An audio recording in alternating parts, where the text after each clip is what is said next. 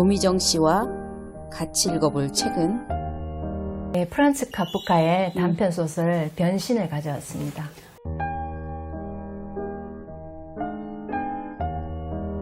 프란츠 카프카는 네. 어떤 사람이었죠? 체코의 프라하에서 태어난 유대인이었고 독일어로 작품 활동을 한 작가였습니다. 듣기만 해도 좀 어려운 상황이었을 것 같아요. 체코에서도 유대인, 그렇죠. 유대인이면서 또 체코말을 쓰는 것도 아닌 독일어를 쓰는. 그렇죠. 네.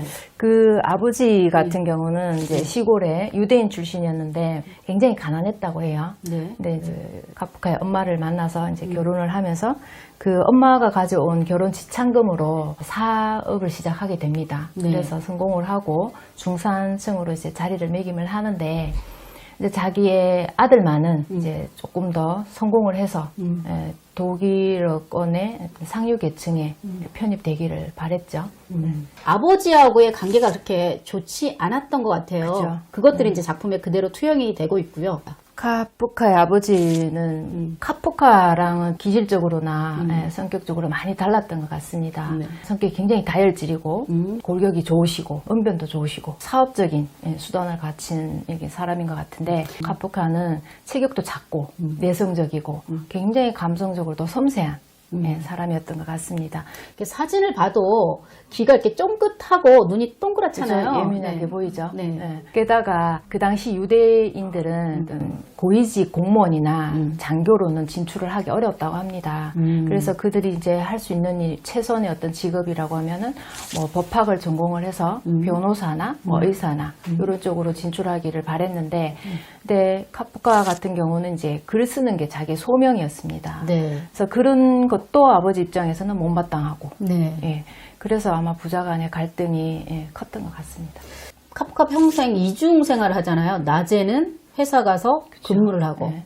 밤에는 글을 쓰고. 예. 그러니까 이 이중적인 패턴이 그 작품에서도 그대로 많이 네네. 보이는 것 같아요. 네.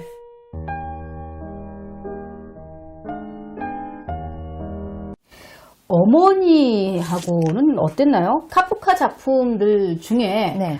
어머니의 역할이 굉장히 네네네. 작거나 안 보이거나 네. 좀 거리가 있어요. 카프카의 어머니는 조금 아쉽습니다. 변신 작품에서도 보면 어머니를 떠올리면 좀 화가 나기도 하고, 그렇죠. 왜 어머니가 이렇게 적극적으로 그렇죠? 예. 보호해주지 않은 어머니. 그렇죠. 예. 그리고 굉장히 아버지한테 의존적인 그런 모습을 보이잖아요. 계속 쓰러져 있잖아요, 작품에서도. 예, 예. 카프카의 실제 어머니도 어릴 때 굉장히 좀 불우했던 것 같습니다. 3살 때 어머니가 돌아가시고 이제 아버지가 재혼을 해서 새로 자식들을 낳는데 계모가 그 이제 카프카의 어머니를 율리에 레비라고 합니다. 굉장히 시녀 취급을 했다고 합니다. 전형적인 콩쥐파이네요. 그렇죠. 그러다 보니까 자연스레 자기 감정 표현도 잘 못하고 조금 주눅 들어서 성장했던 것 같습니다. 그래서 결혼을 하면서는 또 이 남편이 굉장히 가부장적이고 권위적인 남편이다 보니까 그 남편한테 굉장히 의존적이고 소극적이고 남편의 사업을 도와서 그 조수 역할을 굉장히 충실하게 했다고 해요. 그러다 보니까 자식을 제대로 돌볼 수가 없고 카프카가 태어나고 그 밑으로 동생이 또 남동생이 2명이 태어나는데 만 1세 전후로 다 이렇게 사망을 합니다. 그 아버지는 카프카에 대해서 또 더 기대가 컸겠죠. 네. 그 유약한 아들에 대해서 어머니는 또 거의 아버지의 전적인 조수 노릇을 하는 대신에 어머니로서는 약간 결핍감이 있었던 것 같습니다.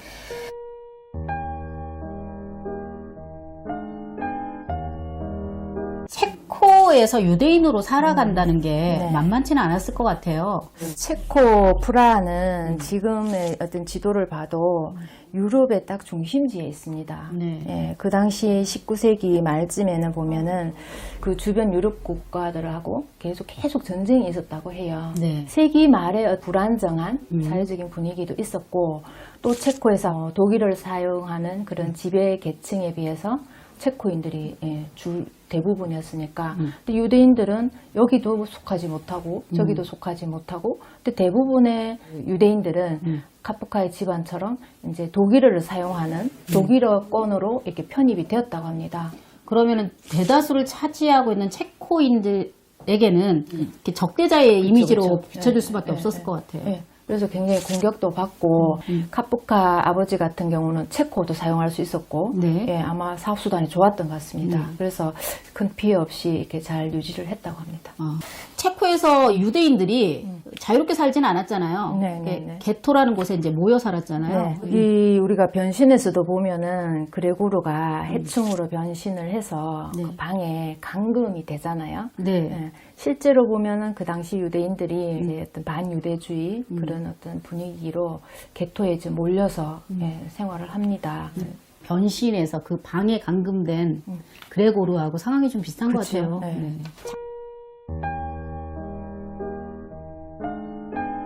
갑자기 네, 변신을 했어요. 그죠? 네, 갑충으로 네. 또는 어떤 책에서는 해충으로 그죠? 이렇게 네, 표현도 번역이, 되는데 네. 변신이 의미하는 게 뭘까요?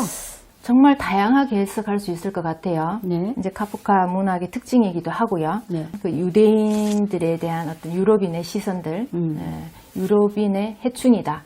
또 하나는 카프카가 자기가 원하는 길은 글 쓰는 길이었는데 실제로는 가정을 위해서 또 직장 생활을 병행을 했잖아요. 네. 원하지 않는 일을 예, 했던 거죠. 그런 거에 대한 욕구의 분출, 예, 그렇게도 볼 수 있을 것 같아요. 네. 해충으로 변해서 이제 출근을 안 해도 되잖아, 그죠? 저는 그리고 이제 카프카의 이 신화적인 사유 방식을 여기서 엿볼 수가 있었던 것 같아요. 현대인들은 뭐뭐처럼 느껴지다라고 얘기를 하잖아요. 그 은유로 쓰잖아요. 나는 벌레처럼 느껴졌어라고 얘기를 하는데 카프카는 그냥 벌레를 만들어 버리잖아요. 그죠? 벌레가 돼버리잖아요. 이게 고대 신화적인 사고 방식이잖아요. 네. 뭐 여우가 되기도 하고 뱀이 되기도 하고 직접 그 동물이 돼버리잖아요. 아니면 심지어 나무가 되기도 하잖아요. 맞죠. 그러니까 우리가 어떤 상황에서 변신이 이루어지는가를 생각해 보면 정말 어쩌지도 못하는 상황에서. 그렇죠. 극단에 몰렸을 예, 때. 예.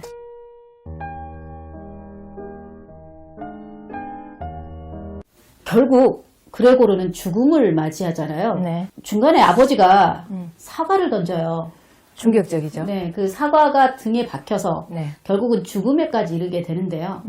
이 사과가 뭘 의미할까라는 생각을 많이 해요. 사람들이 그런 질문도 많이 하고. 저는 그 아담과 이브의 그 선악과 네. 그 사과를 떠올렸어요. 네. 거기서 보면은 아담과 이브가 신이 절대로 손대지 말라고 하는 선악과를 따서 먹은 후에 변하잖아요. 부끄러움도 알고, 그죠? 예, 어떤 선악도 생기고. 인식이 생깁니다. 그 사과는 아버지가 던진 사과긴 하지만 어찌 보면은 아버지와 그 아버지 세대들 유대인으로서 어떤 정체감을 상실하고 세속적으로 살아가고 있는 그런 기성세대 유대인들에 대한 어떤 비난이 아니었을까. 이 변신이 처음 나왔을 때 대부분의 사람들 이거 우리 얘기다. 아하. 이렇게 공감을 했다 하더라고요. 아. 그래서 어째 보면 이 사과는 그 에덴 동산의 선악과처럼 카프카가 평소에 책의 어떤 기능, 우리 내면의 얼음을 깨는 도구여야 한다. 도끼여야 한다. 그 도끼랑 사과가 연결되지 않나 이런 생각이 듭니다. 잠자씨가 나오죠? 네. 아버지 잠자. 아버지. 예. 네. 어떤 인물이죠?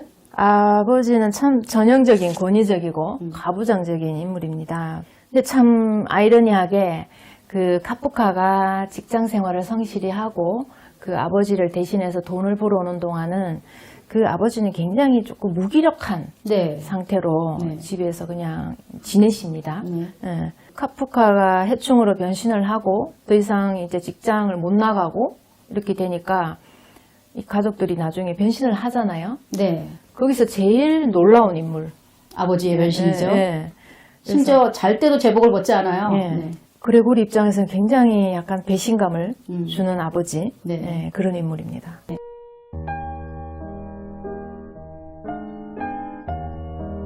여동생이 이제 캐릭터가 가장 여기서 또 극적으로 변해요. 네네.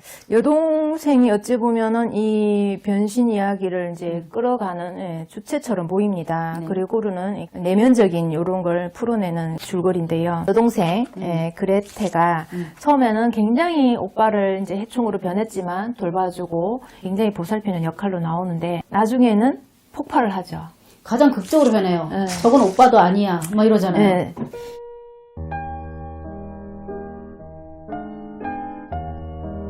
어머니 캐릭터, 저는 제일 이해가 안 되는 캐릭터예요. 어머니라고 했을 때 기대되는 역할들이 좀 있잖아요. 그렇죠. 그런 역할들을 전혀 못하고 있어요. 여기. 부자 간의 갈등이 생기면 어머니 역할이 굉장히 중요합니다. 여기서 어머니는 그 해충으로 변한 아들을 차마 직면을 하지도 못합니다. 그렇죠. 남편이 해충을 공격을 할 때 남편의 목을 끌어안고 제발 살려주세요 하고 애원하는 장면. 그 다음에 직장에서 지배인이 찾아왔을 때 부수수하게 그 잠자리에서 금방 일어난 듯한 그런 모습. 그런 모습을 굉장히 객관적으로 묘사돼 있어요. 네. 그 어머니에 대한 어떤 좌절감 그리고 분노 그런 냉소적인 감정이 보이더라고요. 현대적으로 해석한다면 갑충으로 변했다라는 의미, 즉 기존의 어떤 역할에서 물러날 수밖에 없는 위치가 되는 거잖아요. 사고를 당해서 그렇죠. 활동을 할 수 없다든지 또는 나이가 들어서 치매가 걸린다든지 그때 어머니를 생각해보면 이 잠자 부인의 역할은 좀 많이 미약하죠.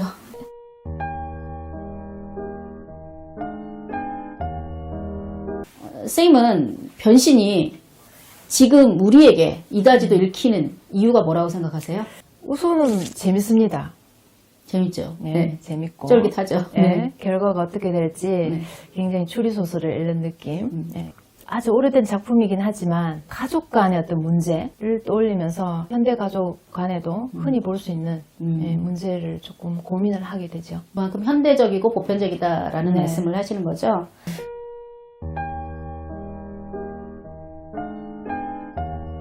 가족 구성원의 역할을 경제적인 척도로만 측정을 하고 있잖아요. 네. 이게 현대 가족에서도 그런 경우가 많잖아요. 경제력이 없는 자에 대해서 이 사람을 어떻게 대할 것인가에 대한 문제들. 그죠. 그게 어떻게 보면 도구적인 삶, 그렇죠. 네, 기능인으로서 사는 어떤 삶의 현실이겠죠. 네. 어떻게 해야 될까요? 이 도구적인 삶, 기능인으로서의 삶을 정말 실존의 삶, 존재의 삶으로 어떻게 바꿀 수 있을까요? 현실적인 어떤 경제 활동이나 사회 활동도 중요합니다. 그죠? 예. 그리고 본인의 어떤 실존과 그런 어떤 성찰적인 고민들도 중요하죠. 그래서 두 부분의 어떤 균형 잡기가 중요한 것 같아요. 그러니까 실존적 삶과 도구적 삶의 균형을 네. 평상시에도 좀 맞춰놔야 그죠, 그죠. 한쪽 추가 기울었을 때 네. 마땅히 적응을 할 수 있잖아요. 도구적 삶만 살다가 도구적 삶이 없어져 버리면 이 실존적 삶으로 바로 이행이 되지가 않잖아요. 네. 우리가. 예를 들면 저희 세대의 아버지들은 정말 힘드셨잖아요. 그죠? 그렇죠. 도구적 네. 삶이었죠. 경제력을 책임졌잖아요. 정말 집안을. 먹고 사는 그게 더 중요했었죠. 근데 지금은 이제 좀 어느 정도 자리를 잡은 상태고 그 부를 이제 저희 자식들이 지금 누리고 있는 건데 그 남편 역할, 그 다음에 아버지 역할, 그 다음에 아들 역할, 그 다음에 직장에서의 어떤 그런 동료 역할, 여러 가지 다양한 역할이 있는데 그 다양한 역할의 균형 잡기를 잘 못하시는 거예요. 네. 어머니들도 마찬가지죠. 네. 네. 그래서 그런 아버지들이 경제력마저 없어져 버리면 그렇죠. 그레고리처럼 네. 갑충의 역할을 담당하는 거잖아요. 그래서 아마 이제 우리가 그 IMF 그 상황에서도 그 제일 힘들었던 게 이제 가장 역할을 해 오셨던 아버지들. 그 기능을 놓아버렸을 때 자기 존재감도 없고 예, 집에서도 이제 천덕꾸러기가 되고 그런 아버지들께 저는 제안을 하고 싶어요. 어떤 제안? 해보세요. 같이 네. 책을 읽읍시다. 좋죠. 네.